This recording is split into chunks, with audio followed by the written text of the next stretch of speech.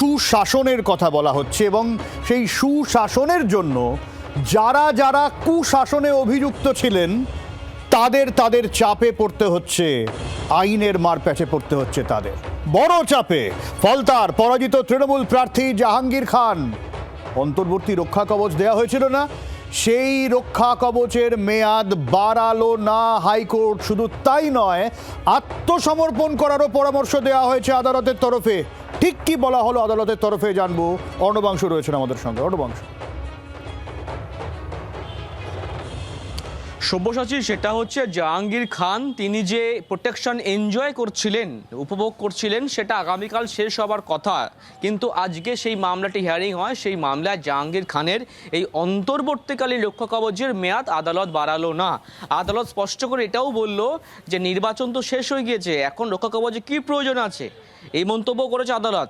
একই সঙ্গে বলা হয়েছে যে পুলিশের হাত তদন্ত পুলিশ করবে, যদি আপনার কিছু মনে হয় তাহলে আপনি সারেন্ডার করে জামিন চাইতে পারেন, এই পরামর্শ দিয়েছে আদালত। কিন্তু কোনোভাবে পুলিশের হাত আর বেঁধে রাখছে না আদালত। আইনজীবীদের ব্যাখ্যা খুব স্পষ্ট এটাই যে এখন পুলিশ কিন্তু তারা পদক্ষেপ নিতে পারে, অর্থাৎ তাদের হাত কোনোভাবেই আর বাধা নেই, যে কোনো কড়া পদক্ষেপও তারা নিতে পারে। যে 5টি মামলার পরিপ্রেক্ষিতে রক্ষা কবচ পেয়েছিলেন জাহাঙ্গীর খান, সেই প্রত্যেকটা ক্ষেত্রেই রক্ষা কবচ প্রত্যাহার করলো কলকাতা হাইকোর্ট। অনেক ধন্যবাদ অর্ণবাংশু, তবে সঙ্গে থাকো, তোমার কাছে পরে আবারও আসবো। নীলাদ্রি বন্দ্যোপাধ্যায় রাজনৈতিক বিশ্লেষক রয়েছেন আমাদের সঙ্গে। নীলাদ্রিবাবু, সাধারণ মানুষের তো একটাই প্রশ্ন, তাহলে কি এবার জাহাঙ্গীর গ্রেফতার হবেন? সেরকমই তো মনে হচ্ছে। ওনার বিরুদ্ধে যে অভিযোগ আছে সেক্ষেত্রে মানুষ তো ভার্ডিক্ট দিয়ে দিয়েছে রোববার দিন। রোববারের নির্বাচনে আমরা দেখেছি কিভাবে 4% নেমে এসছে তৃণমূলের ভোট, যেখানে জাহাঙ্গীর প্রার্থী ছিলেন। এবার আদালত কি ভার্ডিক্ট দেয় সেটাই দেখার অপেক্ষায় থাকবে মানুষ। আর তার জন্য হয়তো গ্রেপ্তার হতেই পারেন জাহাঙ্গীর, কারণ প্রশাসন সেক্ষেত্রে পদক্ষেপ দিতে বাধ্য ওনার বিরুদ্ধে যা অভিযোগ আছে।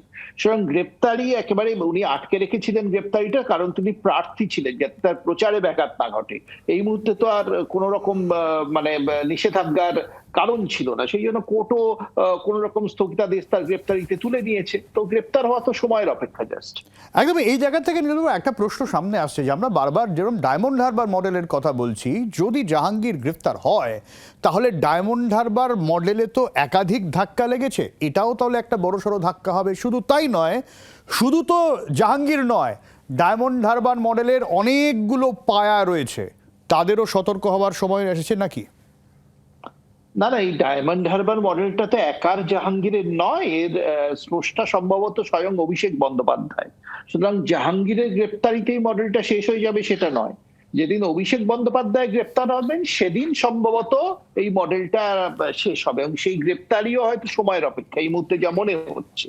তো সেইখানে দাঁড়িয়ে ডায়মন্ড হারবারের মডেলের অস্তিত্ব সংকট। আচ্ছা নীলাদ্রিবাবু, একটু আপনাকে আটকাচ্ছি, যে ছবি আমরা এই মুহূর্তে দেখাচ্ছি একটু বলে দিই।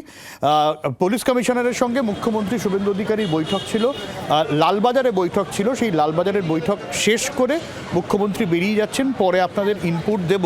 তবে নীলাদ্রিবাবু, এই যে বৈঠক হচ্ছে পুলিশের সাথে লাগাতার এবং কোথাও সমন্বয়ের চেষ্টা হচ্ছে, এটা এই সুশাসনেরই বার্তা। এবং এই ক্ষেত্রে এটাও একটা বার্তা যাচ্ছে যে যারা যারা কুশাসনে অভিযুক্ত ছিল রেয়াত করা হবে না। না না, এটা তো ঠিক, কিন্তু এর পাশাপাশি আজ কাকলি ঘোষ দস্তিদার মুখ্যমন্ত্রীর মিটিং এ ছিলেন। সুতরাং বিরোধীদের সাথে সমন্বয়, বিরোধীদের যারা জনপ্রতিনিধি তাদের সাথে সমন্বয়ের একটা চেষ্টা হচ্ছে, যেটা আগের তৃণমূল শাসনে আমরা কিন্তু দেখতে পাইনি।